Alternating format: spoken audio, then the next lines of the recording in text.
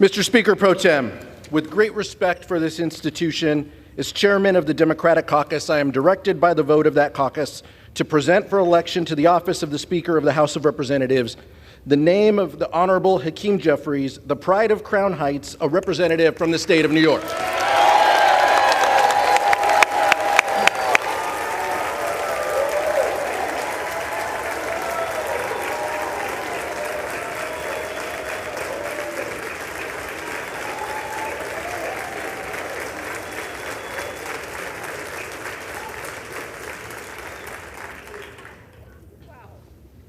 Mr. Speaker Pro Tem, this is not the history we wanted to make here in the House.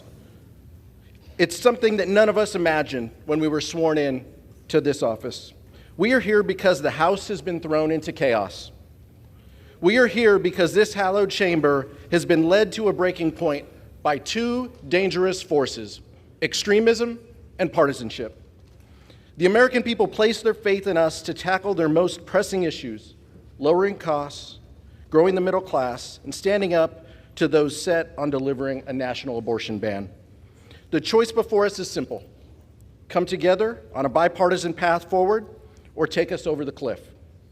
Abandon the extremism that is preventing us from getting things done, or triple down on division and dysfunction. A vote today to make the architect of a nationwide abortion ban a vocal election denier and an insurrection insider to the Speaker of this House would be a terrible message to the country and our allies.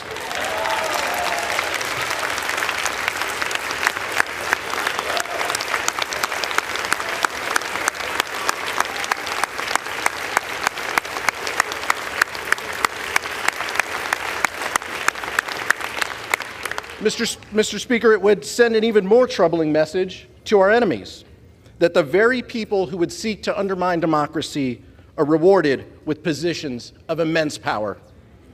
We are talking about someone who has spent his entire career trying to hold our country back, putting our national security in danger, attempting government shutdown after government shutdown, wasting taxpayer dollars on baseless investigations with dead ends, authoring the very bill that would ban abortion nationwide without exceptions, and inciting violence on this chamber.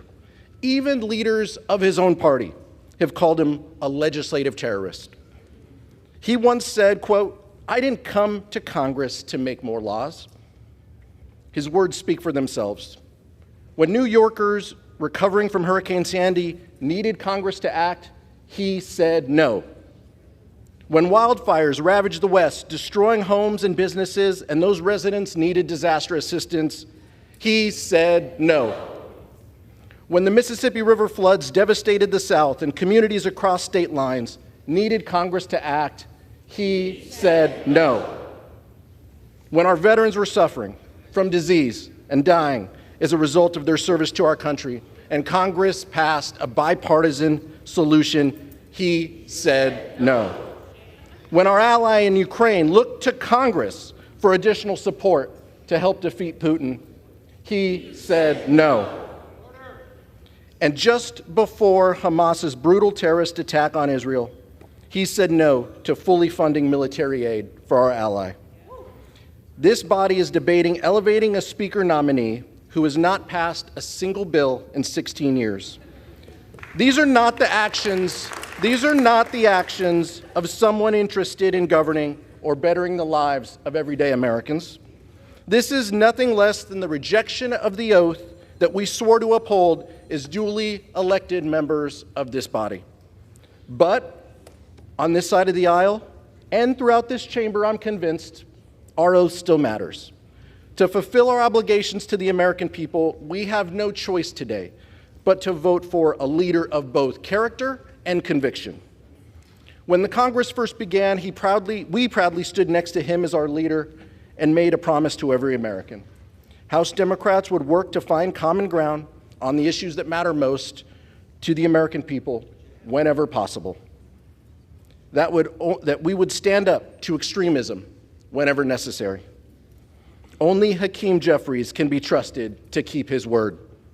Only Hakeem Jeffries can lead us out of the chaos and towards a path of governance.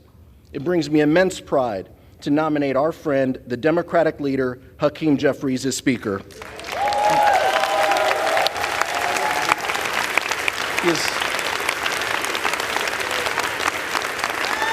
Almost.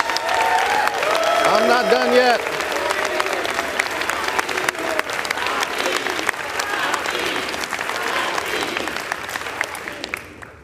He may just be the candidate with the most votes, but he is also the candidate with the most credibility. If the goal is to continue a 30-year march to hollow out our democratic institutions, weaken our democracy, and embolden extremists, there's a candidate for you.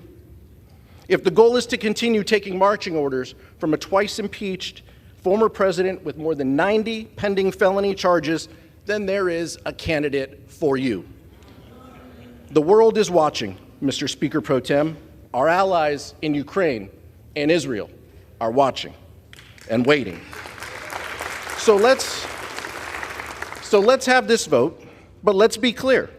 A vote for the gentleman from Ohio is a vote to turn your back on national security. It's a vote to turn your back on a bipartisan path to fund the government and avoid shutdowns, something we can only do if we reject his nomination. House Democrats are in the minority. We realize that. If House Republicans wanted to elect a speaker without us, then they could have. There is still a path forward for both Democrats and Republicans to come together to elect a speaker who can unite us behind a common purpose, keeping the government open on a bipartisan compromise that won more than 300 votes just 4 months ago in this chamber, taking up an up or down vote on help so Israel can defeat Hamas and Ukraine can defeat Putin, and reassuring the American people that their legislators have their backs. It's that simple, Mr. Speaker, and we can do it today. Let's work together. Let's elect a speaker who will reach out a hand of bipartisanship and deliver for the American people. That is why, once again, Mr. Speaker Pro Tem, I'm proud to nominate Hakeem Jeffries for Speaker and yield back.